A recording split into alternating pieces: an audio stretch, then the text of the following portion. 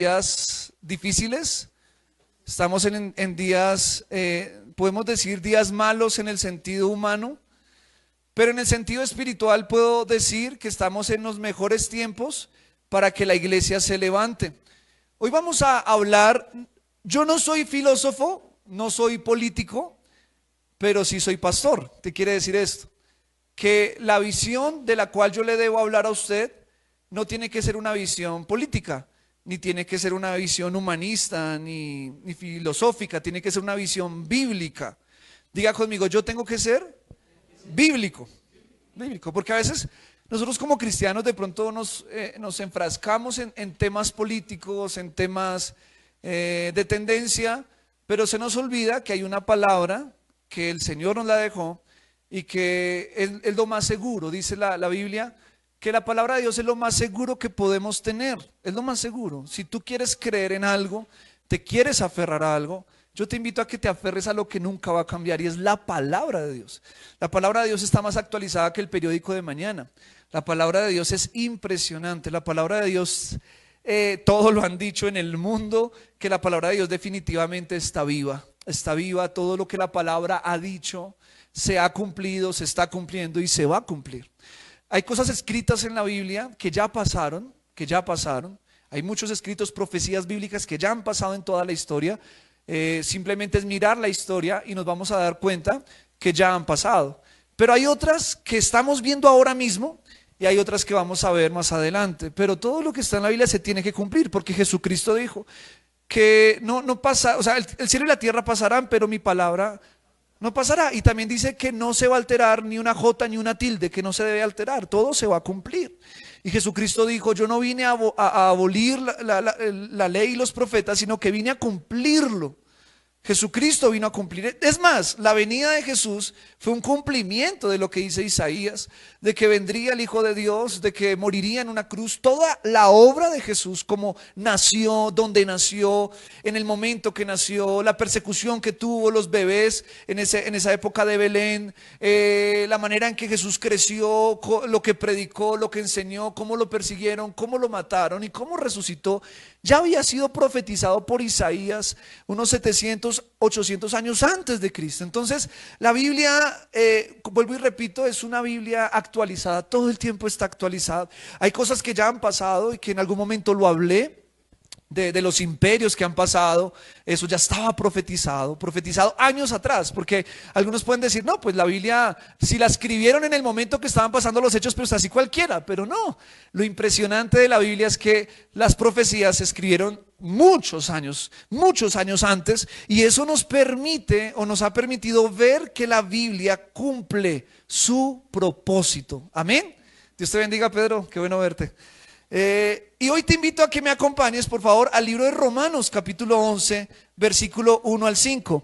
Romanos, capítulo 11, versículo 1 al 5. Y vamos a leer la palabra de Dios. Es importante decir que el mensaje o el título de esta palabra, que probablemente tú lo viste en redes sociales, es remanente. Remanente. Y dice la palabra de Dios en Romanos 11 del 1 al 5, dice: digo pues, ¿ha desechado Dios a su pueblo? En ninguna manera, porque también yo soy israelita, de la descendencia de Abraham, de la tribu de Benjamín. No ha desechado Dios a su pueblo, al cual desde antes conoció. ¿O no sabéis qué dice de Elías la escritura? ¿Cómo invoca a Dios contra Israel diciendo: Señor, a tus profetas han dado muerte y tus altares han derribado, y solo yo he quedado y procuran matarme? Pero ¿qué le dice la divina respuesta? Yo lo estoy leyendo en la Nueva Traducción Viviente para que no se asusten. Me he reservado 7,000 hombres que no han doblado la rodilla delante de Baal. Así también, aún en este tiempo, diga conmigo, ha quedado un remanente escogido por gracia. Y diga conmigo, remanente significa algo que permanece.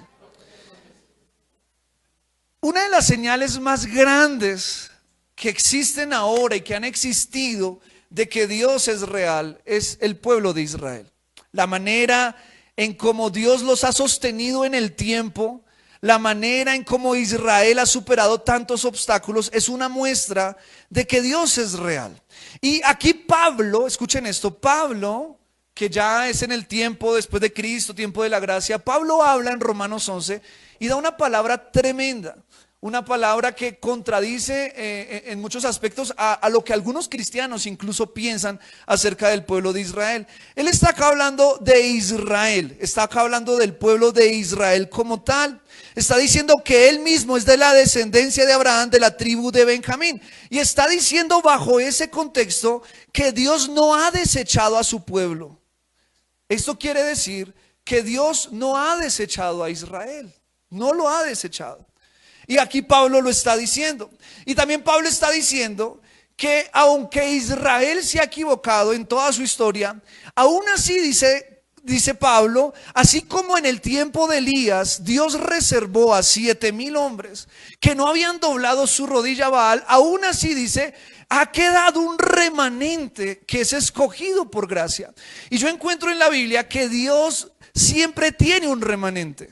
Siempre tiene un remanente. Ha tenido un remanente en Israel como tal, pero también tiene un remanente en Colombia, tiene un remanente en toda América Latina, tiene un remanente en Europa. Aunque el mundo esté en caos, aunque el mundo esté cada vez más yéndose en mucho pecado, siempre, gracias a Dios, hay un remanente que ama al Señor, que clama al Señor, que no ha doblado su rodilla al pecado, que no ha doblado su rodilla a las tendencias de este mundo, sino que se ha mantenido en el camino del Señor. Y ahora bien, cuando Jesucristo regrese y venga por su pueblo, vendrá por un remanente.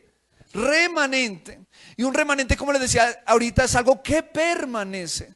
La pregunta que hoy tenemos que formularnos al inicio de esta palabra y al final de esta palabra es: ¿seré yo parte de ese remanente? Porque hablemos de Colombia. En Colombia hay millones de habitantes, pero no todos aman a Dios, no todos buscan a Dios, no todos sirven a Dios. Pero aún a pesar de que la mayoría de personas no aman a Dios, siempre hay un remanente. ¿Cuántos quieren ser parte o creen que son parte de ese remanente? Que aún amas a Dios, aún crees en Jesucristo, aún crees en la Biblia, aún vienes a la iglesia, aún oras, aún adoras. Eso habla de un remanente. Pero ahora bien, veamos cómo Dios, y hablemoslo, vamos a hablar un poco de Israel y luego lo vamos a traer, ¿qué tiene que ver con nosotros? Veamos cómo Dios escogió a Israel. Cómo lo escogió desde hace muchísimos años y la manera en que decidió escogerlo, ese pedacito de tierra, lo escogió para revelarse al mundo. Dice Génesis capítulo 12, versículo 1 al 3. Dice la palabra lo siguiente, Génesis 12 del 1 al 3. Dice así: pero Jehová había dicho a Abraham: vete de tu tierra y de tu parentela y de la casa de tu padre a la tierra que te mostraré, y haré de ti una nación grande y te bendeciré y engrandeceré tu nombre y serás bendición.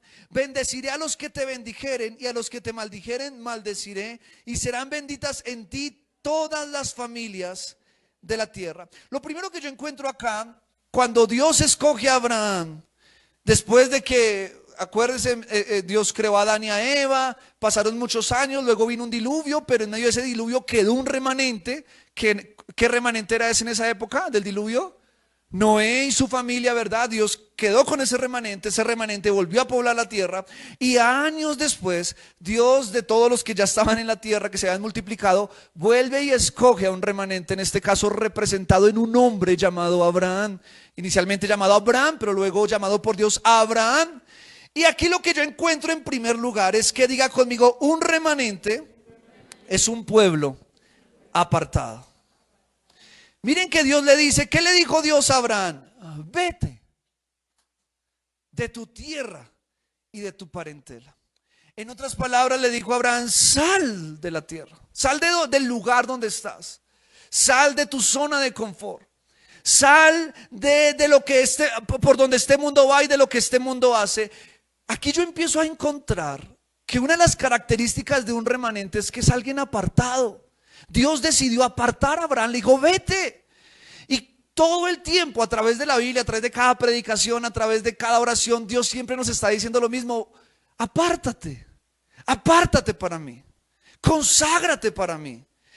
Tú y yo, si que queremos ser remanente de Dios, tenemos que ser conscientes de que no podemos ser iguales al resto del mundo, porque Dios siempre nos va a pedir estar apartados. Y apartado no es que me voy a ir a la montaña y voy a hacer un cambuche y ya no quiero a nadie. No, no, no. Un día yo hablé de eso. Ese no es el cristianismo correcto. El cristianismo está dentro de la sociedad, abarca a la sociedad, ayuda a la sociedad, se involucra dentro de la sociedad, porque somos sal de la tierra, ¿verdad? Pero siendo esa sal de la tierra, hay una diferencia, como dice la Biblia. Estamos en el mundo, pero no somos del mundo. No somos del mundo. Las tendencias que este mundo tiene no tienen que estar en los hijos de Dios. Hay cosas que desagradan a Dios, que para la gente es normal, que para la gente es común y corriente. Hay muchas cosas que podemos ver súper normales en redes sociales, podemos ver súper normales en la universidad, en el colegio, en el trabajo. Pero siempre que veamos esas tendencias que siempre incitan al pecado, acordémonos que un remanente es alguien apartado. Es alguien elegido por Dios y apartado para que Dios pueda revelar su gloria a través de esa persona, a través de esa familia. Y en este caso Dios le dice a Abraham: vete de tu tierra y de tu parentela, sal de tu zona de confort. Y yo no sé de pronto hoy a qué tengas que morir o qué tienes que dejar para poder ser un remanente. Pero no podemos ser igual que el resto del mundo, porque si no, entonces no estamos siendo apartados. No sé si me explico. El apartarse no involucra que yo voy a cambiar simplemente mi forma de vestir y ya. No, involucra cambiar mi pensamiento, involucra cambiar mi cultura, mi forma de pensar. Tú y yo no podemos pensar igual como el mundo está pensando. El mundo piensa en una familia alterada. El mundo piensa en corromper a los niños desde que son chiquitos. El mundo piensa en un desorden sexual. El mundo todo el tiempo está tendiendo hacia el pecado. Tú y yo no somos iguales. Y tristemente hay muchas personas que dicen que son cristianas, pero piensan igual que el mundo, actúan igual que el mundo. Entonces uno no logra ver una diferencia. Y la diferencia, vuelvo y lo digo, no radica en que tengas una corbata. Es más, yo aquí no la tengo. Y si la tengo, pues bien. Y si no, pues también, ¿sí? Pero igual no me voy a subir aquí sin camiseta. O sea, hay cosas que no podemos llegar a llegar a un extremo como iglesia de vernos igualitos que el mundo. Tiene que haber una diferencia. Y aquí lo primero que vemos es que Dios le dice a Abraham: vete de tu tierra y de tu parentela. Y esto cumple, por ejemplo, en lo que dice 2 de Corintios capítulo 6, versículo 17 al 18. 2 de Corintios 6, del 17 al 18 dice: por lo cual, salid de en medio de ellos. ¿Qué dice? Salid. Y apartaos. Mire lo que dice: y apartados, dice el Señor. Y no toquéis lo inmundo. Y yo os recibiré y seré para vosotros por padre. Y vosotros me seréis a mí por hijos e hijas, dice el Señor Todopoderoso. Miren esto, mis amados hermanos. Dios le está diciendo a su pueblo: salid de en medio de esa cultura. Apártense, dice el Señor, no toquen lo inmundo. Y yo os recibiré y seré a vosotros por padre y ustedes me serán por hijos. Miren, un hijo de Dios tiene que ser un remanente apartado, vuelvo y lo digo. No podemos ser iguales. Tenemos que marcar la diferencia. Tristemente hoy día, por ejemplo en redes sociales, es difícil a veces diferenciar al cristiano y al no cristiano, porque hay veces el cristiano adopta tantas cosas del mundo. Y quizá a veces por nuestro afán de ganar a la gente, porque yo estoy a favor de ganar la gente y hacemos cosas para ganar la gente para Cristo. Pero una cosa es yo involucrarme en medio de la gente como lo hacía Jesús, que iba y comía con pecadores, iba y hablaba con los borrachos, con las prostitutas. Jesús se involucraba, pero nunca vamos a ver a un Jesús actuando igual que ellos. Y dice la Biblia: no toquéis lo inmundo. Hay cosas que a ti y a mí no nos son permitidas. El mundo lo puede hacer, pero tú y yo no, porque nosotros somos apartados. Si no quieres ser apartado, si no quieres ser remanente, involúcrate en todo lo que el mundo te ofrece y haz lo mismo. Pero si quieres ser un apartado de Dios, marca una diferencia. Si estás en la universidad o estás en el colegio o en tu trabajo, tú no puedes ser igual que todos. No puedes ser mentiroso, no puedes estar engañando, no puedes estar haciendo trampa, echa la ley, echa la trampa, no. Se nos tiene que quitar esa malicia indígena porque tú y yo no somos iguales que todos los demás. Y esto no es que yo me voy a creer más, no, al contrario. Soy tan pequeñito, ¿verdad? Que yo necesito que Dios se revele a través de mi vida. Y claramente, cuando Dios se revela a través de mi vida, hay una diferencia. Entonces, un remanente es un pueblo apartado. Pero segundo, y aquí ya voy a hablar como tal, de lo que Dios ha venido haciendo como Israel y cómo nos lo da de ejemplo a Israel para que nosotros entendamos lo que significa ser un remanente. Entonces, diga conmigo, Israel es el primer remanente llamado por Dios. Y dice la palabra de Dios en Romanos capítulo 11, otra vez volvemos a Romanos, ahí está basada toda la prédica. Romanos capítulo 11, versículo 28 al 29 dice lo siguiente: así que en cuanto al evangelio, son enemigos por causa de vosotros, pero en cuanto a la elección, son amados por causa de los padres, porque irrevocables son los dones y el llamamiento de Dios. Miren que esta palabra, porque irrevocables son los dones y el llamamiento de Dios, lo hemos usado mucho. Es una frase muy común dentro de la iglesia, dando a entender de que Dios no cambia su forma de pensar o su parecer acerca de nosotros. Su llamado siempre está vigente. Mientras tengamos vida, el llamado de Dios está ahí. Pero, miren que esta frase, Pablo la dice bajo el contexto de cuando está hablando de Israel. Y dice, miren, Israel, en palabras claras, han sido enemigos, o en un tiempo fueron muy enemigos, en la época de Jesús, en la época de los apóstoles, fueron enemigos del evangelio, perseguían a los cristianos, mataban a los cristianos. Uno de ellos, que fue un gran líder que hizo esa persecución, fue el mismo Pablo, antes llamado Saulo. Y prácticamente el pueblo cristiano gentil, es decir, los que no eran judíos, consideraban a los judíos como enemigos del evangelio. Y Pablo lo dijo, son enemigos del evangelio, pero en cuanto a elección, miren esto, en cuanto a elección son amados por Dios. ¿Cómo así que en cuanto a elección? ¿A quién Dios escogió hace miles de años, que lo dijimos ahorita? A Abraham. Entonces dijo, son amados por causa de los padres. ¿Quiénes son esos padres? Abraham, Isaac y Jacob. Dios a Abraham, a Isaac y a Jacob les prometió. Miren, por eso él dice que irrevocable es el llamamiento de Dios. O sea, en otras palabras, Dios no va a cambiar de parecer. Dios no va a cambiar de lo que ya dijo. Y Dios le dijo a Abraham, a Isaac y a Jacob, yo voy a bendecir su descendencia y voy a hacer de ustedes una gran nación. Es una promesa de Dios. ¿Cuántos aquí han hecho promesas? Y saben que las promesas son importantes, ¿verdad? Una cosa es yo decirle a usted, mire, yo voy a decirle, yo le prometo, vea, le prometo por lo más sagrado que yo voy. Uy, uno como que lo toma en serio, ¿cierto? Pues miren que Dios promete a Abraham. Le promete a Abraham que va a bendecir su descendencia. Entonces ya es una promesa irrevocable. Y por eso Pablo dice, aunque han sido enemigos del evangelio, en cuanto a elección, porque Dios los escogió, son amados por Dios. Y yo encuentro, y de verdad lo digo con preocupación, porque hay muchos cristianos que piensan que ya Israel como tal, el pueblo de descendencia de sangre de Abraham, ese pueblo ya no, o sea, ese pueblo ya no es, ya el Israel somos nosotros. Y sí, nosotros somos parte de ese Israel, pero la elección de ese pueblo sigue vigente porque irrevocables son los llamamientos de Dios. No sé si me explico. Entonces yo escuchaba a un pastor hace poco muy conocido y de verdad un hombre de Dios decía, decir que Dios ya no está con Israel, o decir que Dios ya desechó a Israel, es peligroso, porque es decir que Dios es mentiroso, o sea, que Dios no cumple sus promesas. Y si pensamos o tenemos esa ideología o esa teología en nosotros de pensar de que Israel ya fue desechado por Dios, entonces ¿qué nos asegura a nosotros? Decía él, que Dios no nos va a desechar a nosotros entonces, porque si Dios cambia de parecer, si un día dice Israel te voy a bendecir, otro día dice Israel tú ya nada que ver conmigo, dice, ¿qué nos quita a nosotros? O que eso nos trae una inseguridad de decir, bueno, pues si cambió de opinión con Israel, también puede cambiar de opinión con los gentiles. Pero él dice, por esa razón no es lógico pensar de que Dios ha cambiado su posición en cuanto a Israel. ¿Y cuál es su posición? ¿Cuál es la posición de Dios en cuanto al pueblo, al Estado de Israel? Es, yo los voy a bendecir. Yo haré de ustedes una nación. Yo voy a revelar mi nombre a través de ustedes.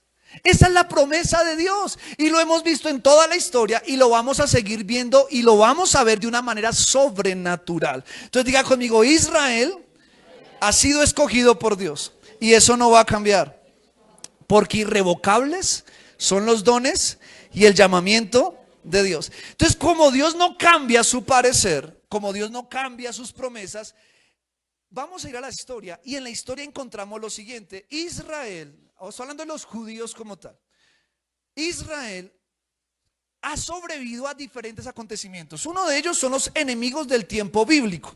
Entonces, por ejemplo, los enemigos del tiempo bíblico, ustedes saben que toda la tierra de Canaán, que había sido habitada por diferentes grupos, ellos todo el tiempo, los filisteos, por ejemplo, en el tiempo de David, estaban en guerra contra Israel.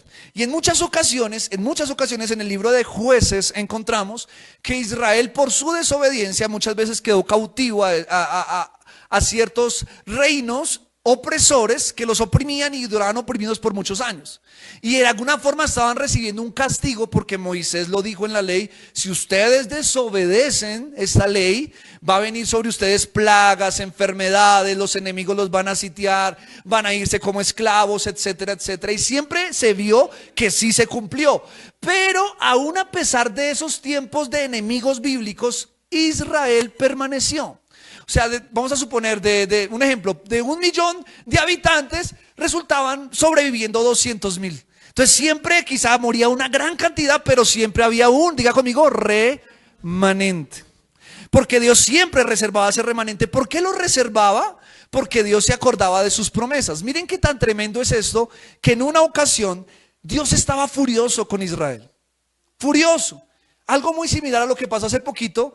El pueblo de Israel estaba haciendo una fiesta en el desierto, adorando un becerro, así como pasó hace poquito. Estaban adorando en medio de un Buda. Y dice la Biblia que Dios se molestó tanto con Israel que él estaba hablando con Moisés en el monte. Y Dios le dice a Moisés: Moisés, estoy cansado de la desobediencia y de la rebeldía de este pueblo. Y dice la Biblia que la furia de Dios se encendió y dijo: voy a destruir a Israel. Voy a destruir a Israel. En ese momento yo creo que Dios sabía, quizás Dios estaba probando el corazón de Moisés, porque le dice: y de ti, Moisés, levantaré una nación grande y voy a bendecirte. O sea, básicamente lo que le dijo a Abraham, ahora se lo estaba diciendo a Moisés. Y Moisés dice: no, Señor. Y Moisés le dice algo que yo nunca me atrevería a decirle al Señor, ni nadie aquí se lo vaya a decir, pero Moisés se lo dijo. Dice: arrepiéntete, le dijo a Dios. Imagínense, Moisés le dijo eso a Dios: arrepiéntete pues de esto que has determinado, porque tú, Dios, le prometiste a Abraham, a Isaac y a Jacob que los bendecirías. ¿Y qué van a decir los demás pueblos? ¿Que los trajiste al desierto a matarlos? No, Señor, no permitas tal cosa. Y Dios dice: sí, me arrepiento de lo que pensé. O sea, es curioso, de verdad ese texto es curioso ahí. Eso, yo digo, solamente Moisés tiene esa capacidad, o tuvo esa capacidad de hablar así con Dios. Dios dice: listo, no los voy a destruir. Sin embargo, vino un juicio esa vez. Murieron creo que más de 3,000 personas por causa de ese pecado. Pero se reservó otra vez, como lo que es lo que estamos hablando, ¿un qué? Un remanente. Se reservó un remanente. Ahora bien, pasan los tiempos bíblicos. Son cautivos, el Señor los libera, son cautivos, el Señor los libera. Viene la época de David, viene la época de Salomón. Todo eso es lo que hemos visto a través del año. Hemos visto toda la Biblia en este año. Y llega un punto donde, por ejemplo, Israel desobedece de tal manera que cae cautivo a diferentes imperios. Y uno de los más conocidos es el imperio babilónico. Y en el imperio babilónico, Babilonia va, destruye el templo de Jerusalén, destruye Israel, destruye gran parte de Israel y se lleva cautivo a un remanente. A Babilonia. Dentro de ese remanente hay personajes bíblicos muy conocidos que los conocemos. Daniel, ¿verdad? Estaba allá, hasta el mismo Ezequiel también profetizó en aquella época. Jeremías vio la caída de Israel. Pero a pesar de que estuvieron cautivos en Babilonia, que en Babilonia también fueron perseguidos, luego fueron perseguidos por el imperio, por los medos y los persas, pero aún en medio de todo eso y de que hubo matanzas judías, diga conmigo, siempre quedó un remanente. Y ese remanente fue el que regresó otra vez. Miren qué tremendo.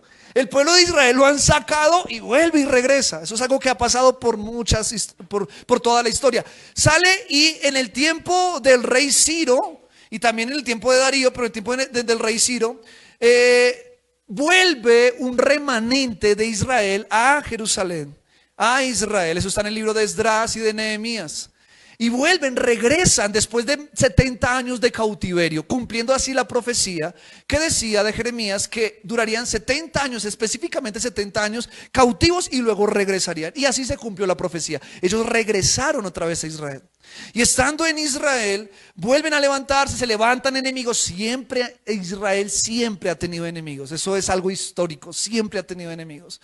Se levantan enemigos, pero Israel permanece. Luego llega Esdras y Esdras predica la palabra. Viene ese movimiento que luego se convierte en un movimiento de fariseos, de escribas, que ya está en la época de Jesús. Cuando Jesús viene, Israel está sentado sobre la tierra de Israel. Jesús le predica a esa generación. Pero luego viene otro imperio, que es el imperio romano, que ya estaban bajo la tutela del imperio romano.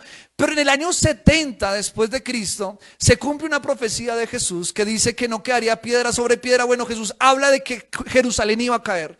Y los historiadores saben que esa fue una época dificilísima. Dice que fueron sitiados, Jerusalén quedó sitiada, hubo mucha hambre. Dice que incluso mamás tuvieron que cocinar a sus hijos para comérselos. Fue terrible, eso fue terrible. Años 70 después de Cristo. Y Israel en ese momento cae Jerusalén. Y desde ahí, miren esto, desde el 70 después de Cristo se cumple una profecía, y es que Dios iba a esparcir a todo ese remanente, lo iba a esparcir a los 4 confines de la tierra. Cuando Israel sale en el 70 después de Cristo, se va a Europa, hay gente que resulta por acá en América. Israel se esparce a todos los puntos de la tierra, cumpliendo así una profecía que dice, por ejemplo, en Deuteronomio capítulo 28 versículos 64 al 65. Yo lo voy a leer rápidamente acá por los que les gusta anotar. Deuteronomio 28 del 64 al 65 dice lo siguiente: y Jehová te esparcirá por todos los pueblos, desde un extremo de la tierra hasta el otro extremo de ella, y allí servirás a dioses ajenos que no has conocido, ni tú ni tus padres, al palo y a la piedra, y aún entre esas naciones no hallarás reposo, ni tendrá la planta de tu pie lugar de descanso. Antes allí te dará Jehová corazón temeroso y consumidos de ojos y congoja de alma. Miren, los que conocen la historia saben que después del 70 después de Cristo, el pueblo judío ha tenido que sufrir muchísimo, ha tenido congoja de alma durante muchos años. Hasta no fue sino hasta el año 1948, pero todo ese tiempo ellos sufrieron antisemitismo. Todo el tiempo estuvieron sufriendo diferentes situaciones desde el 70 después de Cristo hasta hoy. Incluso han sufrido antisemitismo. Entonces vemos como, por ejemplo, en la Edad Media fueron acusados falsamente de provocar la peste negra en el siglo XIV.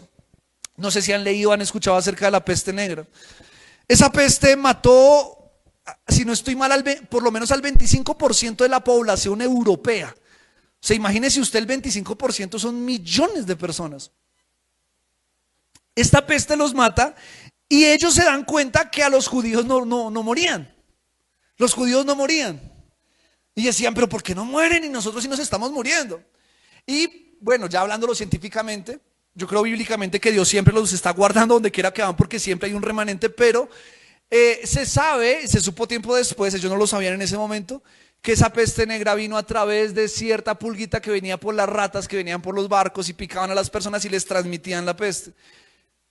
Los europeos medievales creían que los gatos eran diabólicos, como algunos hoy día lo siguen creyendo, que los gatos eran diabólicos. Ellos creían eso, y de ahí vienen esos mitos de que el gato es diabólico, de allá viene eso. Pero no, los que tienen gatos digan, mi gato no es diabólico en el nombre de Jesús. Eso eran mitos que había de esa época, ¿no? Los judíos no creían en mitos ni en agüeros. Entonces los judíos sí tenían gatos. ¿Y qué pasaba? Donde hay gatos, pues las raticas corren, o sea, ahí no llegan mucho, ¿cierto? Entonces, como los judíos sí tenían gatos, y como los judíos tenían una higiene que los de la Edad Media no tenían, porque ellos por la ley de Moisés siempre se habló de la higiene, Dios les recomendó la higiene. Mire que la higiene viene de la Biblia, Dios le decía al pueblo de Israel que se cuidaran su apariencia, así que diga conmigo, voy a aplicarme perfumito de vez en cuando, voy a ponerme lindo, porque Dios le pidió eso al pueblo. Incluso decían que, por ejemplo, tenían que ir bueno, en esa época que no habían sanitarios, no habían baños, Dios le pedía al pueblo de Israel que no hicieran sus necesidades en cualquier lugar, tenían que ir con la palita. Hoy día pues ya gracias a Dios no hay palita, no necesitamos la palita, a menos que estemos en el campo, pero Dios les enseñó eso. En cambio el pueblo medieval no tenía esas costumbres. Entonces claro, como ellos eran más aseados y como tenían gatos, pues la peste negra no les pegaba, prácticamente no les pegaba casi en lo absoluto. Entonces, pero el pueblo medieval, que sí estaba guiado por agüeros, por cosas, dijeron, no, esa gente es bruja, esa gente nos está echando maldiciones, esos judíos son terribles, y hubo matanza de judíos por algo injusto. Luego la historia le daría la razón de que era injusto, de que los acusaran, porque supimos que eso fue por otra cosa que no tenía nada que ver ni con brujería ni nada de esas cosas, y mucho menos de parte del pueblo judío. Pero eso era antisemitismo. Luego, más adelante, ya casi en la Edad Moderna, la reina Isabel la Católica, que fue la reina de España, que estuvo en la época en la que conquistaron América, que vinieron a Colombia. Bueno, ustedes conocen la historia de toda la conquista que hubo acá. España para ese momento era un gran imperio, era de hecho, creería yo, el más grande de Europa, porque España tenía una embarcación tremenda, traían oro, traían esclavos de África, todo lo que nos quitaron de acá se lo llevaron para España y era una gran potencia. Pero la reina Isabel la Católica, con el grupo de católicos que tenía en esa época, consideraron que no era viable tener a los judíos en su tierra. Y ellos decidieron expulsar a los judíos de España. Eso fue también en el siglo XIV, ya le digo exactamente cuándo fue. Eso fue, mire, el 31 de marzo de 1492. Fue el día que expulsaron a los judíos de España. Y ellos salen, miren, eran judíos que trabajaban, eran médicos, eran científicos. Y dice, esto no lo dicen los pastores, esto lo dicen los historiadores. Dice que España perdió grandes científicos, perdió grandes médicos, perdió grandes artistas, porque dentro del pueblo judío habían personas con unos talentos impresionantes. Y al expulsarlos, España se quedó sin banqueros, porque a los judíos siempre les ha gustado el tema de la banca. Se quedaron sin banqueros, se quedaron sin personas que pudieran manejar ciertos asuntos que solamente los judíos tenían la capacidad de hacerlo. ¿Y saben qué pasó a partir de ese momento? España comenzó a bajar de potencia. Y ya al día de hoy, lo dicen los europeos, no lo digo yo, que España es dentro de Europa, un país dentro de Europa tercermundista. Algunos lo consideran así, de los europeos. Claramente España a nuestro nivel pues está más avanzado, pero al nivel de los otros como Inglaterra, como Francia, etcétera, no llega al nivel. Y aquí yo veo algo que se empieza a repetir en toda la historia. Los pueblos que se levantaban contra los judíos siempre pagaban alguna consecuencia. ¿Por qué? ¿Qué Dios le dijo a Abraham? Yo bendeciré a los que te bendigan y maldeciré a los que... Miren, el imperio romano dejó de existir, ya no existe. Pero los judíos todavía existen. El imperio babilónico ya no existe, pero los judíos todavía existen. El imperio persa y medo y los griegos ya no existen, pero los judíos todavía existen. Qué tremendo, ¿no les parece? Y España empieza esa decadencia como potencia. Y ya luego, por ejemplo, y ya más recientemente, en el año 1940, 1945, ustedes conocen la historia, se levanta en Alemania un régimen llamado nazi que odia a los judíos, los odia vehementemente, los odia. Y ellos, bajo Hitler, deciden exterminar a los judíos. O sea, ya no era ni siquiera expulsarlos, porque ellos no tenían dónde ir. Yo anoche estaba viendo un documental y era triste, pero los judíos no tenían dónde ir, no los recibían en ningún país. Dice que incluso Estados Unidos, que ha sido su aliado estratégico durante mucho tiempo, también les cerró las puertas en esa época. Ellos no tenían dónde llegar, se subían a embarcaciones y no los dejaban desembarcar en ningún lado. Y si desembarcaban, los volvían a meter y los mandaban por otro lado y allá. Y así no habían dónde llegar. Claro, Hitler supo esta situación y se aprovechó de esto y los mandó traer todos a Alemania y otros a Polonia. Y ahí ustedes conocen la historia. Vino todos los campos de concentración nazi, vino ese holocausto judío terrible que muchos dicen que ha sido lo peor que el ser humano ha hecho en toda su historia, por la magnitud en cómo lo hizo, por los millones de personas que mató, por la manera que lo hizo y en el tiempo récord en que lo hizo. Es impresionante, esos documentales son demasiado tristes, leer esa historia es demasiado triste, ver familias enteras, desde bebecitos hasta ancianos siendo metidos a cámaras de gas para matarlos. Son millones de judíos metidos en vagones, asfixiados, llevándolos a los campos de concentración. Muchos de ellos ya llegaban muertos porque no podían respirar de la asfixia en los que los metían. Cuando llegaban a los campos de concentración pasaban hambre, pasaban maltratos, pasaban abuso. De todo lo inimaginable el pueblo judío tuvo que vivir en esa época. Pero terrible, terrible, terrible. Incluso leía yo y lo veía, que habían judíos ya viviendo en Palestina antes de eso, y eran judíos que se la llevaban bien con los palestinos, no tenían ningún problema. En esa época Gran Bretaña tenía el control de todo lo que es el Medio Oriente ahorita, o por lo menos la parte de Israel y todo lo que ahorita son los palestinos. Ellos controlaban allá y había muy poquitos judíos, era como el 10%, si no estoy mal, de la población palestina, conviviendo con los palestinos y convivían en armonía, no había ningún problema antes de que pasara todo esto que le estoy contando. Pero luego llega Hitler, los mata, acaba con ellos, etcétera, etcétera. Y vuelvo, vamos y repitamos, pero, diga conmigo, pero quedó un remanente. Otra vez remanente. Mataron millones de judíos, pero quedó un remanente que sobrevivió al holocausto judío, y otros que estaban incluso allá en Palestina estaban escondidos, pero quedó un remanente. Y ese remanente cumple una profecía impresionante, y es una profecía que está en el libro de Isaías, capítulo 11, versículo 11 al 12.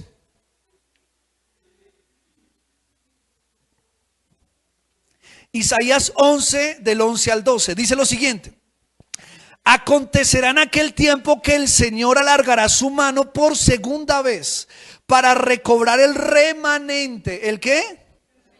De su pueblo que habrá quedado, de Asiria y de Egipto, de Patros y de Cus, de Lan y de Sinar, de Amad y de las costas del mar. Levantará pendón a las naciones y juntará a los desterrados de Israel y reunirá a los esparcidos de Judá de los cuatro confines de la tierra. Y esta palabra, esta profecía de Isaías, dada muchos años atrás, más de 2000 años atrás, se cumple en 1948, cuando la ONU, con 38 votos a favor, deciden que se cree el Estado de Israel. Y ese Estado de Israel fue algo histórico. ¿Por qué? Porque recuerde que desde el 70 después de Cristo, los judíos estaban esparcidos por todo el mundo, sin tierra, sin nada, no tenían absolutamente nada. Entonces el pueblo judío siempre anheló, incluso se dice que en 1905, 1869 en escritores judíos que decían: si tan solo nos dieran un pedacito de tierra, si tan solo nos dieran un lugar de tierra, nosotros viviríamos tranquilos. Pero es que no nos aceptan en ningún lado. Estamos mejor. Eso es terrible, la xenofobia que ellos vivían. Imagínese usted que aquí en Colombia no lo quieren, va a Venezuela y no lo quieren, en Ecuador no lo quieren, en Estados Unidos no lo quieren, en todos lados lo echan. Usted qué dice entonces: ¿qué hago si no puedo vivir en las nubes? O sea, déjenme en un pedacito, por favor. Eso le pasaba al pueblo judío. Entonces, claro, cuando se llega a esta conclusión de la ONU, los judíos se alegran de tal manera. Y yo quiero que piense por un momento en esto. Un pueblo que acaba de sufrir lo inimaginable, un pueblo que acaba de sufrir los peores horrores que jamás nadie ha visto, un pueblo que sobrevive a la Edad Media, un pueblo que sobrevive a todos los imperios, y le dicen: miren, este es su pedacito de tierra, que era un pedacito de tierra que Dios le había prometido a Abraham que se la daría.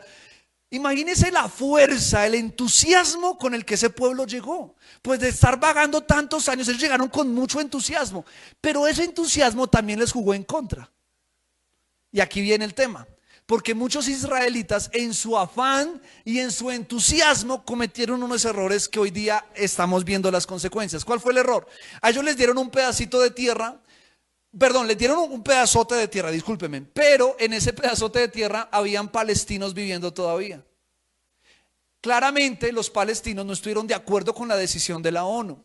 ¿Qué pasó acá? Y discúlpeme, hago aquí un paréntesis. Gran Bretaña, que era, vuelvo y repito, el que estaba tomando o tenía el control de Israel, de Palestina, de toda esa parte, ellos, yo digo que al final fue culpa de ellos, mire por qué. Porque creo que fue en 1917, ellos le prometen a los judíos, esto fue después de la Primera Guerra Mundial, perdón, le promete a los judíos que les iba a dar esa tierra ya. Pero en 1920 le promete a los palestinos que le iba a dar esa tierra ya. Es como que hizo dos contratos. Usted imagínese que yo a usted le vendo una casa a Michael y luego le vendo una casa a Albeiro y los dos llegan el mismo día, los dos con un contrato, a pelearse por esa casa. Y claro, o sea, imagínese el conflicto que hubo entre esos dos, porque a los dos le prometieron lo mismo. Entonces ellos llegan a pelear por algo que los dos le prometieron. ¿Y saben qué hizo Gran Bretaña? De verdad, es que es curioso. Se escondió, se quedó callado, o sea, los dejó allá embalados. Es como si ellos, miren, ustedes verán cómo solucionan, y se hizo para un lado. En la votación de la ONU, Gran Bretaña no votó, se abstuvo de votar. ¿Por qué? Porque no podía irse ni para acá ni para allá, porque a los dos les prometió. Eso es como cuando usted le promete algo a sus dos hijos que es imposible dárselo a los dos. Solamente hay algo en el mundo, un muñeco en la casa, solo es uno, y usted se lo prometió a los dos hijos. Y al final usted se va y se esconde y dice, ahí verán cómo arreglan. Algo así le pasó a Israel y a Palestina. Claro, ahora Israel, ya por decisión de la ONU, o sea, de la mayoría de países, tiene por derecho legal, digámoslo, esa tierra que ya había sido prometida para ellos y que los habían sacado, etcétera, etcétera. Pero claramente no hay que ignorar que ya había un pueblo asentado ahí también desde hace muchos años, que era el pueblo palestino. Israel llega con ese entusiasmo, que acaban de salir de ese holocausto judío, sobreviven. Ellos dijeron, palestinos para afuera, aquí no hay espacio para los dos. Y tristemente tengo que decirlo porque no vamos a negar la realidad, una parte del pueblo israelita sacó a los palestinos a la fuerza, los echó del territorio, y desde ahí se produjo ese caos que hasta el día de hoy no se acaba y cada día es peor. Porque Israel los desocupó, los sacó de lo que les habían dado a ellos, digamos lo que legalmente ellos dicen, a mí la ONU me lo dio, pero los sacó a la fuerza, no les permitió convivir con ellos, que algunos dicen que eso, bueno, pudo haber sido un error porque los enemistó completamente, y por eso vemos, por ejemplo, en el mapa, y ahorita con todo lo que hemos visto en noticias, está Israel y está, por ejemplo, una franjita chiquita, que es 1 hora y media de camino en carro, que es la franja de Gaza, y en esa franja de Gaza conviven 2 millones de palestinos que están ahí encerrados porque Israel los fue sacando. Ahora bien, luego viene, porque voy a hablar de las dos realidades, luego viene el pueblo palestino y comienza a hacer unas incursiones que son determinadas terroristas para todo el mundo. Ponen bombas, etcétera, ellos responden. Eso es una cosa con otra. Vamos a suponer el caso de Michael y Albeiro, aquí colocándolo entre paréntesis. Están los dos en la casa, entonces de repente Albeiro por rabia va y le rompe los vidrios a la casa de Michael primera. Y Michael por rabia y responde, va y le rompe los vidrios a la casa de Albeiro. Entonces Albeiro va y le tira, no sé, pintura a la otra. Eso es una vaina así. Sí. Y lo peor es que en la misma casa están peleando los berriondos, dañando su casa. Pero eso es una cosa, y así lo vemos en todo el siglo XX, en la mitad del siglo XX en adelante y hasta el día de hoy. Pero ¿a qué voy con esto, mis amados hermanos? Israel siempre ha tenido enemigos. Unos por culpa de ellos, porque la Biblia habla que la desobediencia iba a traer juicio, pero también otras veces porque simplemente, y diga conmigo, un remanente de Dios es odiado por Satanás. Y aquí yo también quiero hacer una enseñanza. Acuérdense que un remanente es alguien apartado por Dios, pero un remanente es odiado por Satanás. Jesús dijo lo siguiente. Jesús dijo en Juan 15 del 18 al 19 lo siguiente. Juan 15 del 18 al 19 dijo: si el mundo os aborrece, sabed que a mí me ha aborrecido antes que a vosotros. Si fuerais del mundo, el mundo amaría lo suyo. Pero porque no sois del mundo, antes yo os elegí del mundo, por eso el mundo os aborrece. Le tengo una noticia al remanente de Dios. El mundo nos aborrece. Y eso tenemos que aceptarlo. O sea, yo no puedo vivir, ay, no me quieren, yo no puedo vivir así. Yo tengo que entender de que el mundo nunca va a aceptar el evangelio completamente. El mundo, y no es porque el ser humano como tal lo quiera, es que hay una influencia satánica en las personas que no están con Dios para odiar a los cristianos. Uno mira y uno dice, hablándolo en términos lógicos, a veces parece ilógico. O sea, los cristianos, no voy a hablar de todos porque no sé que todos no han sido perfectos, pero los cristianos en la historia en su gran mayoría han creado hospitales, han sido buenos samaritanos, han ayudado al necesitado, se preocupan por el que no tiene, se preocupan por dar de comer, se preocupan por atender, se preocupan por aconsejar, se preocupan por restaurar matrimonios, se preocupan porque los jóvenes salgan de las drogas, se preocupan por todo, pero aún así no nos quieren. Y uno dice, pero ¿por qué? O sea, ¿por qué si estamos trabajando, incluso muchas veces haciendo lo que el gobierno no hace, pero aún así nos aborrecen, no nos quieren? Siempre hay una lucha contra la iglesia. ¿Por qué? Porque un remanente siempre es odiado por Satanás. Siempre. Y eso usted y yo lo tenemos que entender.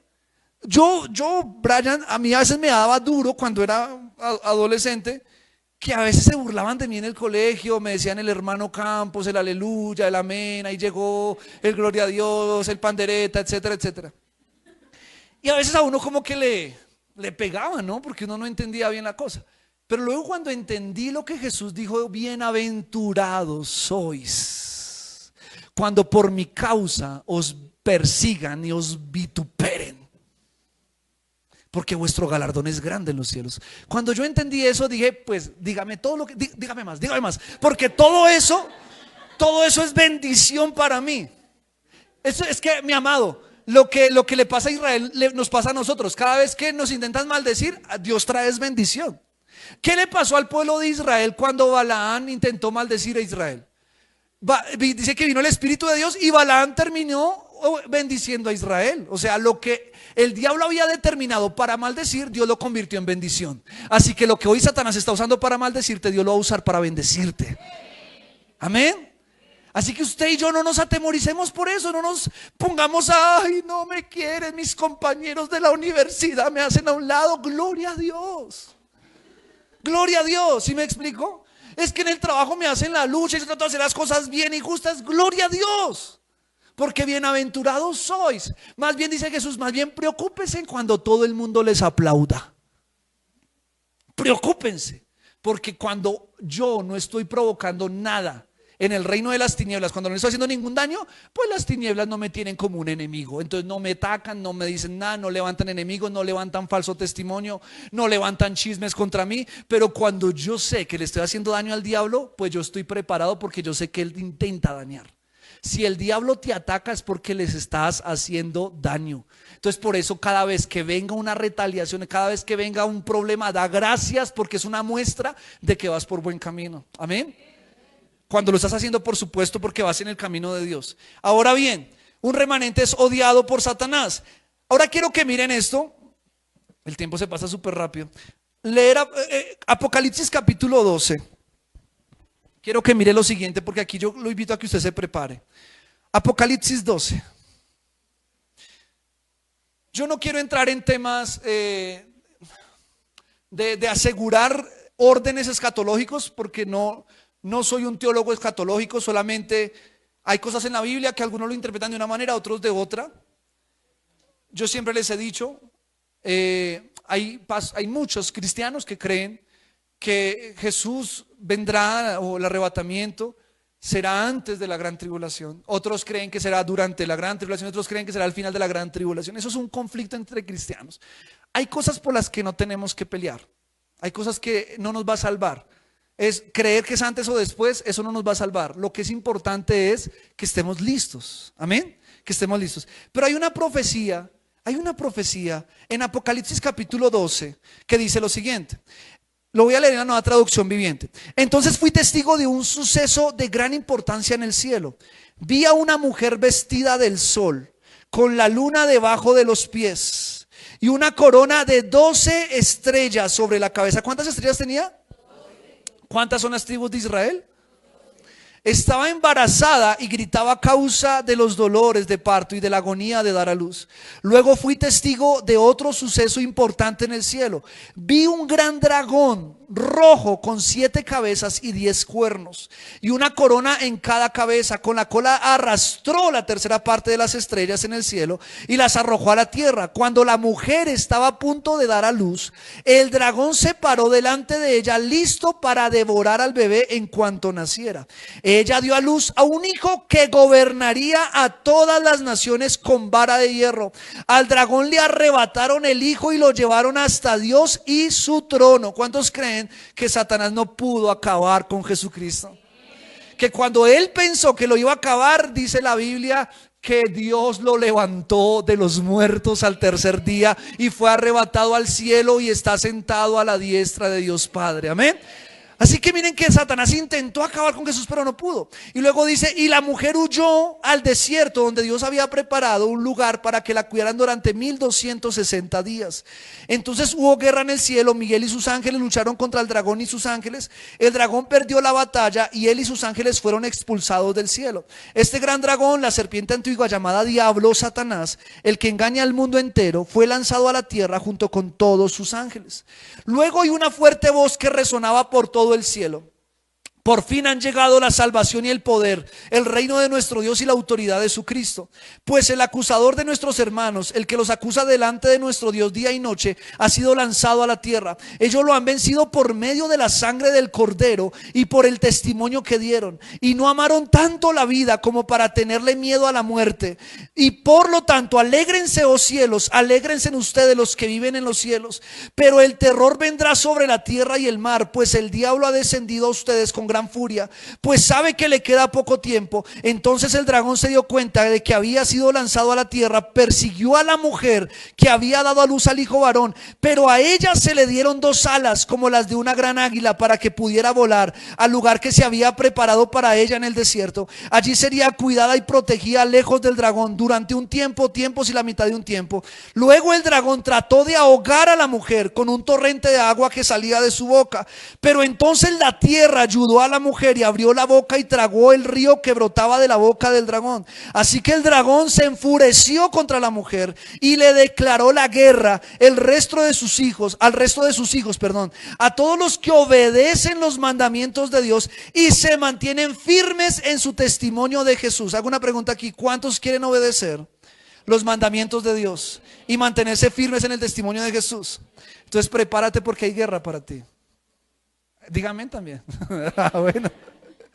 Entonces el dragón se plantó a la orilla junto al mar. Miren, hace poco un pastor muy respetado dijo que estaba en Israel, en el Muro de los Lamentos, estaba orando y se le acercó un judío ortodoxo y le dijo: ¿tú eres cristiano? Y él dijo: sí, yo soy cristiano. Porque dijo: ven, podemos hablar en un lugar más secreto. Lo lleva a un lugar más secreto y le dice: mira, tú eres una persona influyente en el mundo y hay un mensaje importante que hay que dar. ¿Qué dice? ¿Has leído Apocalipsis 12? Le dijo el judío ortodoxo al pastor, y el pastor dice: sí, lo he leído claramente. Dice: ¿sabes quién es la mujer que persigue el dragón? Dijo: Israel. Eso es claro, es Israel. Dijo: es correcto. Y dijo: y nosotros los israelitas lo sabemos. Nosotros sabemos que Satanás va a levantar guerra contra nosotros y nos va a intentar acabar. Nosotros ya lo sabemos. Y nos está, dijo él, eso fue prácticamente un mes antes, un poquito más de lo que pasó ahorita en el Medio Oriente. Y le dijo: y nosotros nos estamos preparando porque sabemos que va a venir tiempos de guerra. Y estamos, dijo: ¿qué hizo Noé? ¿Qué dijo Jesús? Que serían como los tiempos de quién. Y él le dijo: de Noé. Dijo: ¿y Noé cómo se preparó? Y dijo: él construyó una arca, ok, pero ¿qué más hizo? Dijo: almacenó alimento, ok. No, dijo: nosotros, eso lo está diciendo un israelita de allá, nosotros estamos almacenando alimentos porque sabemos el tiempo que va a venir, porque sabemos que será como los días de Noé. Dijo: pero luego de que el dragón no puede acabar con la mujer, ¿qué pasa? Y dice él: se va a hacer guerra contra la descendencia de ella que dice la Biblia, que son los que siguen los mandamientos de Dios y dan testimonio de Cristo, dijo, muy bien, dile a la iglesia que se prepare porque viene persecución para la iglesia. Y si ellos no están preparados, van a caer, van a caer. Por esa razón, mis amados, y esto no lo dice solamente un pastor, lo he escuchado de verdad de varios y de personas que yo respeto mucho. Todos están diciendo, y yo hoy me paro acá a decirte, estamos en tiempos difíciles y ya lo estamos viendo, y parece que es muy lejano, está en el Medio Oriente, está a kilómetros de distancia, pero no nos relajemos, porque bíblicamente está escrito que una vez Satanás intente acabar con Israel, que ya lo ha intentado hacer por muchas veces y de muchas maneras, va a venir guerra contra la iglesia. Va a venir guerra contra la iglesia y probablemente van a haber días como los días de Noé que vamos a tener, no sé, almacenar alimento, etcétera. Vamos a tener que estar muy pendientes porque la Biblia dice, el que persevere hasta el fin. Va a haber mucha gente, dice la Biblia, que aun si fuere posible los escogidos van a caer. Y yo encuentro que hay la iglesia, y muchos pastores dicen la iglesia no está lista, la iglesia está muy desenfocada, la iglesia está muy atada al mundo. La iglesia está bajo mucha tendencia, no han entendido que es un remanente. La iglesia está muy entretenida. Y por eso los pastores, y ahí me incluyo yo, estamos aquí con un afán santo de Dios de decirte, prepárate, prepárate, porque ya el tiempo se está acabando. Y si tú no estás listo, si tú no estás lista, mi amado hermano, Satanás te va a vencer. Te va a destruir y quizá nos puede destruir el cuerpo, que a la final no pasa nada. Pero Él quiere destruir tu alma. Él quiere coger tu alma y llevarla al infierno. Y por eso está tan preocupado en adormecer a la iglesia. Miren, un llamado a la oración hoy día pareciera que es algo del otro mundo, cuando antes la iglesia amaba orar. Y hoy día la mayoría de cristianos no quieren orar, no quieren leer la Biblia, no quieren asistir a la iglesia, prefieren otras cosas. Y ahí es donde uno dice la iglesia no está lista. Pero Dios y está levantando un remanente en todo el mundo, que así como cuidó a ese remanente de Israel, va a cuidar ese remanente cristiano en todo el mundo, que se está preparando, que está lavando sus vestiduras, que no han doblado su rodilla ante Baal, que no han doblado su rodilla ante el sistema de este mundo, porque a ellos el Señor los va a sostener y los va a proteger. A ellos el Señor los va a salvar. A ellos el Señor los va a levantar. Es un remanente. Israel es la muestra, es el botón de oro que vemos ahí. Demuestra de que así como Dios ha cuidado a Israel y lo ha protegido y siempre ha tenido un remanente, en medio de la iglesia cristiana Dios también tiene un remanente. Y por eso hoy mi llamado es, ¿eres tú parte de ese remanente? ¿Eres tú parte de ese remanente que Dios está llamando? ¿Eres tú parte de ese remanente que Dios va a salvar? Mi amado hermano, lo que está pasando en Medio Oriente, y ya voy a terminar porque se me pasó el tiempo. El Salmo 83 habla, para que lo leas en la casa, habla de que naciones del Medio Oriente van a confabularse para destruir a Israel. Eso está en el Salmo 83. Pero lo habla con los nombres de las naciones de aquel entonces. Si lo traemos a las naciones de hoy, diría Jordania, Siria, Irán, la Franja de Gaza, Hezbollah, Hamas, todo esto que está pasando ya está en la Biblia. Y dice que ellos se van a unir y van a confabularse para destruir a Israel. Pero que en medio de todo eso el Señor va a estar ahí protegiendo a Israel, mi amado hermano. Y la Biblia dice, mis amados hermanos, que nosotros los gentiles, miren, y volvámonos a Romanos 11, porque acuérdense que todo lo que vimos fue en Romanos 11. En Romanos 11 la Biblia me habla a mí de que Dios eligió a Israel, sí. Pero al elegirnos a nosotros, mire lo que dice, versículo 17 al 24, lo voy a leer rápido aquí en la Nueva Traducción Viviente. 17, algunas ramas del árbol de Abraham, algunos del pueblo de Israel, han sido arrancadas, y ustedes los gentiles, que eran ramas de un olivo silvestre, fueron injertados. ¿Fueron qué? En otras palabras, tú y yo, los que creemos en Dios, fuimos injertados a la misma promesa que Dios le dio a Abraham. Ahí es donde aplica que nosotros somos el Israel de Dios, porque fuimos ¿qué? Injertados, porque hubo unos que Dios tuvo que sacar. Y sigue diciendo acá, me perdí, dice, Así que ahora ustedes también reciben la bendición de Dios que Dios prometió a Abraham y a sus hijos, con lo cual comparten con ellos el alimento nutritivo que proviene de la raíz del olivo especial de Dios. La raíz del olivo es Israel. De ahí proviene la bendición y tú y yo fuimos injertados allí. Así que no se jacten de haber sido injertados para reemplazar a las ramas que fueron arrancadas. Ustedes son solo una rama, no son la raíz. Y aquí es un regaño que la Biblia le hace a los cristianos que dicen: no, Israel ya no, ahora nosotros somos el Israel de Dios. Pablo dice: no te jactes, porque tú fuiste injertado. Tú fuiste injertado en ellos. No te jactes de creer que ahora tú eres más que el pueblo de Israel, porque no es así. Y sigue diciendo acá: tal vez digas, bueno, esas ramas fueron arrancadas para darme lugar a mí. Es cierto, pero recuerda, esas ramas fueron arrancadas porque no creyeron en Cristo. Y tú estás allí porque sí crees. Así que no te consideres tan importante, más bien teme lo que podría suceder. Pues si Dios no perdonó a las ramas originales, ¿quiénes son las ramas originales? Israel, tampoco te perdonará a ti. Mire qué tremendo. Fíjate en que Dios es bondadoso, pero también es severo. Es severo con los que desobedecen, pero será bondadoso contigo si sigues confiando en su bondad. En cambio, si dejas de confiar, tú también serás arrancado por completo. El remanente cree y se mantiene en su fe. El que se sale de la fe será arrancado. Y si Dios ha traído juicio sobre Israel en toda la historia por la desobediencia de ellos, pero los ha mantenido, dice Pablo, ¿cuánto más no nos pasará a nosotros, que somos los injertos, si desobedecemos, si nos apartamos? Pues el juicio que está preparado para el mundo caerá también sobre aquellos que desobedecieron. Es lo que está diciendo Pablo acá.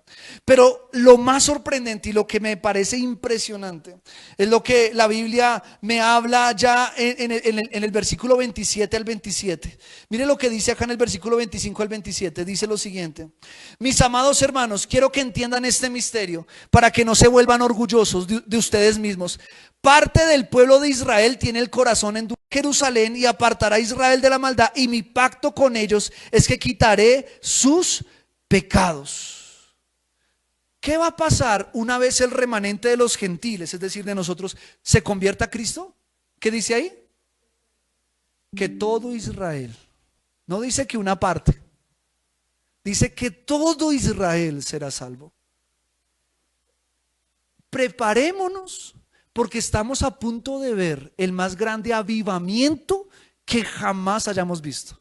Y va a ser un avivamiento inicialmente entre nosotros, porque se va a cumplir el número de los gentiles que aceptarán a Cristo, dice aquí Pablo. Y es aquí el llamado que quiero hacerle a la iglesia. ¿Eres tú parte de ese remanente? Porque el día que se complete el remanente, ese día Dios va a salvar a Israel. Todos los judíos que ustedes ven allá, Dios los va a salvar.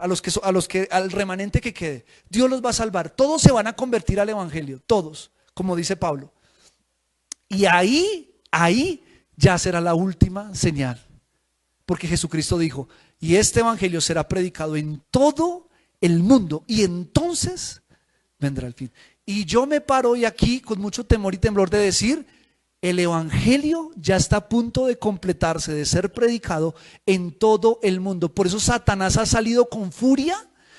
¿Por qué quiere destruir a Israel? Porque hay un sentido espiritual. Sí, ya hablamos del político, de todo lo que está pasando, pero hay un sentido espiritual. Satanás quiere destruir a Israel porque sabe que ese pueblo se va a convertir al evangelio y le va a hacer un daño terrible al reino de las tinieblas. Por eso Satanás los odia y los quiere matar. Por eso odia a la iglesia, porque sabe que cuando la iglesia se siga levantando y todo el remanente de la iglesia sea salvo, se le viene la época para Israel y se le acabó el tiempo a Satanás.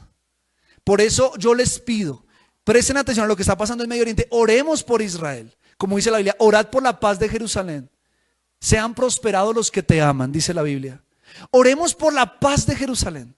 Oremos por ese pueblo y bendigámoslos. Y estemos atentos a lo que va a pasar allí. Porque, vuelvo y repito, el dragón va a venir contra la iglesia, pero en medio de esa persecución, Dios va a traer un avivamiento para la iglesia. Y yo le he pedido al Señor: Señor, permite que Regreso al Hogar haga parte de ese avivamiento. Permite que Regreso al Hogar se levante como ese remanente. Permite que todas las familias de Regreso al Hogar, los jóvenes, los niños, los esposos, las esposas, se levanten como ese remanente. Pero hoy me paro acá para decirte: prepárate, porque ya el remanente está siendo llamado y está siendo recogido. Y le pido a mi Dios que, ay, Señor, si ustedes lo permiten, todos los que están aquí, están escuchando la transmisión, sean parte de ese remanente. Sean parte de ese remanente. Por eso ya termino con esto, y es decirles: deja la indecisión. Deja la indecisión. Deja ya de pensar si sí o no.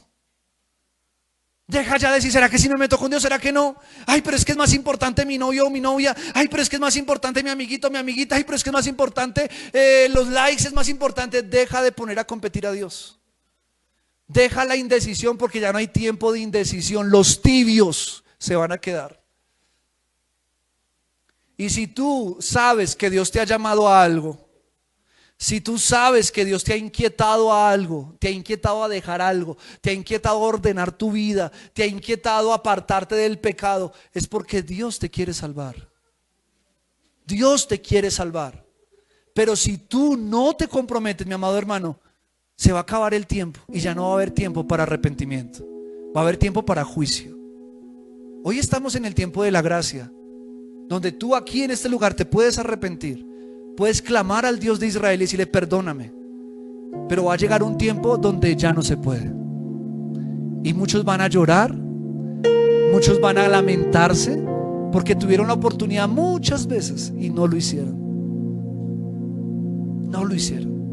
Así que yo invito a la iglesia hoy a que nos preparemos, porque como dice la Biblia, que con voz de mando, con voz de arcángel y con trompeta de Dios descenderá del cielo, y los muertos en Cristo resucitarán primero. Luego nosotros, los que vivimos, los que hayamos quedado, seremos arrebatados juntamente con ellos en las nubes, para recibir al Señor en el aire, y así estemos siempre con el Señor. ¿Cuántos quieren estar ahí? Yo te invito a que te pongas de pie por un momento. Quiero que tomemos unos minutos.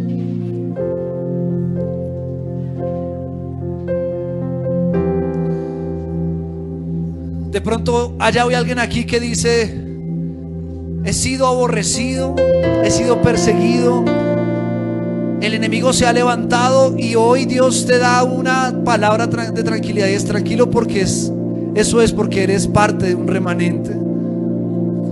Pero también de pronto hay alguien hoy acá que dice: yo no soy parte de ese remanente porque hay cosas que no he dejado, no me he apartado, no me he apartado, como el Señor lo habla.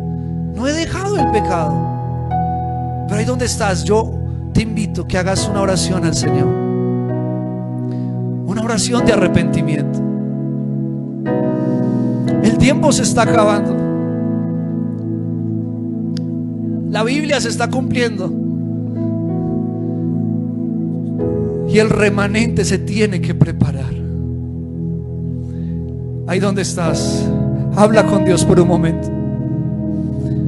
No sabemos si hoy puede ser nuestro último día de oportunidad. No sabemos si es mañana, no sabemos. Nadie sabe el día y la hora. Pero de algo estamos seguros: Jesús viene. Jesús viene. Jesús va a salvar a los gentiles, aquel remanente entre los gentiles, para luego salvar a Israel completamente. Dile: Padre, yo quiero ser parte de esos gentiles que van a ser salvos. Yo quiero ser parte de ese remanente. Señor, aquí está tu iglesia, Regreso al Hogar. Aquí está tu iglesia, Regreso al Hogar.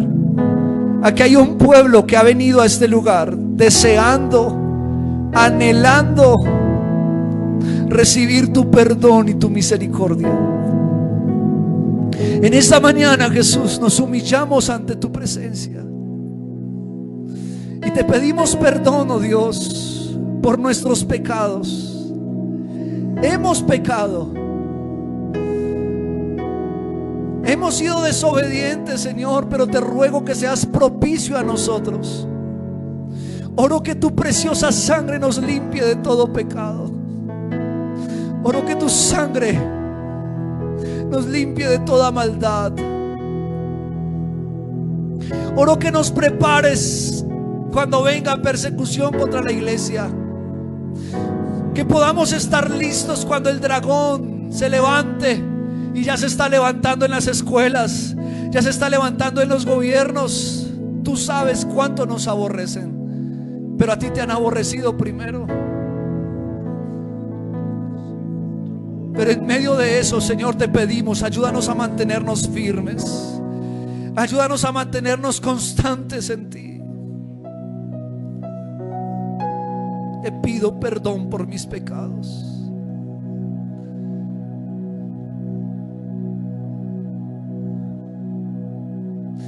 Y si tú en esta mañana quieres hacer una decisión con Dios, ahí donde estás, si hoy quieres entregarle tu vida a Jesús, si hoy quieres ser parte del plan de salvación, si hoy quieres decirle a Jesús que te perdone, si hoy quieres pedirle a Dios que te reciba en sus brazos de amor, yo te invito a que ahí donde estás pongas una mano en tu corazón y la otra levantes al cielo. Y quiero que repitas conmigo la siguiente oración. Y los que me están escuchando en la transmisión y quieres entregarle tu vida a Jesús, te invito a que repitas conmigo: Padre Celestial, en esta mañana me arrepiento de todos mis pecados. Me arrepiento de toda iniquidad, de toda maldad, de toda impiedad en mi vida. Hoy, Señor Jesús, creo a tu palabra y recibo tu palabra en mi corazón. Dile: Señor, yo quiero ser parte de ese remanente que tú has escogido para que sea salvo. Hoy, Señor, te pido que limpies mis vestiduras con tu sangre preciosa, que me revistas del Espíritu Santo. Hoy confieso con mi boca y creo con mi corazón que Jesucristo es el Señor, el Hijo de Dios, que murió en una cruz y resucitó de los muertos. Dile: hoy muero a mí mismo para que Cristo viva, para que Cristo reine. Dile: Señor amado, recíbeme en tu reino, que cuando cierre mis ojos en este mundo los pueda abrir en la eternidad contigo. Señor, hoy soy tuyo y tú eres mío. Soy tu hijo y tú eres mi Padre. Te amo, Jesús. Y ahora quiero que digas: bendecimos al olivo, que es el pueblo de Israel, donde hemos sido injertados. Hoy bendecimos la raíz, que es la descendencia de Abraham. Hoy bendecimos al pueblo judío para que sea salvo, para que se arrepienta, para que te conozca.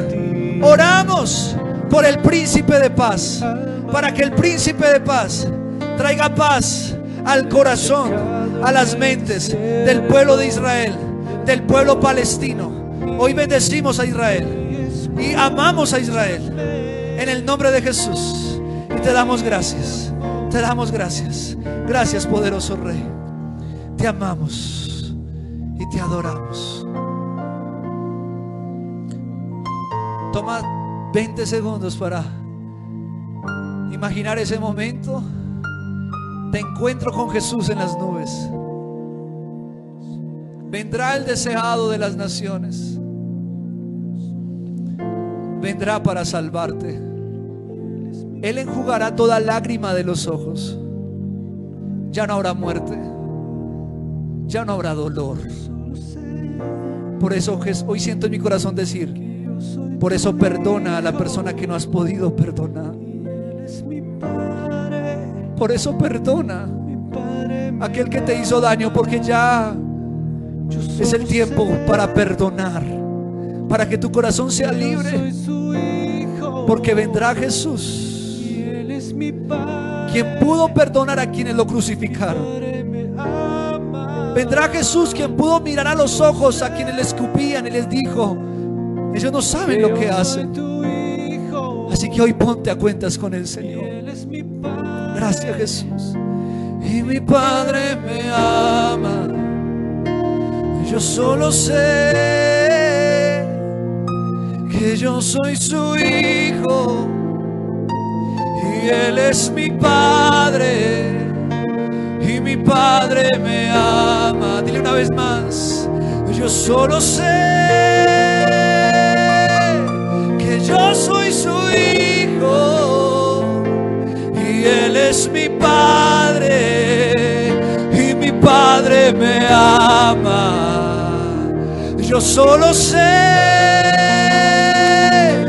que yo soy su hijo y Él es mi Padre y mi Padre me ama. Mi Padre me ama. Mi Padre me ama. ¿Qué tal si te abrazas un momento? Mi Padre me ama. Mi Padre me ama. Oh, si tan solo supieras cuánto te ama el Señor. Si tan solo supieras cuánto te ama Jesús, no le fallarías tanto. Gracias Jesús. Te amo con todo mi corazón. Te amo con todo mi corazón. Yo siento al Espíritu Santo aquí. Yo siento al Espíritu Santo aquí, dando la identidad de hijos. Yo siento al Espíritu Santo aquí dándote identidad de hija, de hijo. Estoy rodeado con canciones de libertad. Fuimos liberados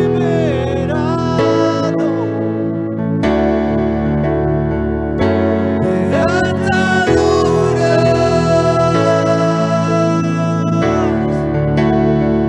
Somos los hijos y las hijas.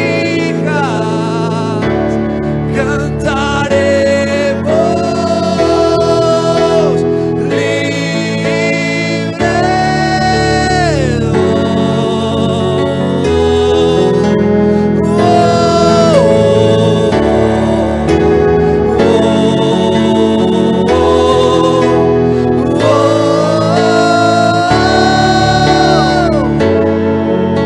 Vamos, deja que Dios te rodee con cantos de libertad. Venías cansado hoy, venías desanimado, pero hoy el Padre te abraza y te dice: bienvenido hijo, bienvenida hija.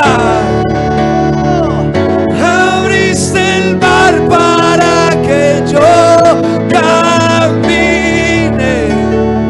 Tu amor ahogó todo el temor. Me rescataste y yo cantaré. Yo soy hijo de Dios. Abriste el mar. Y abriste el mar para que yo camine. Y tu amor ahogó todo el temor. Me rescataste y yo cantaré. Yo soy hijo de Dios. Yo soy hijo de Dios. Yo soy hijo de Dios.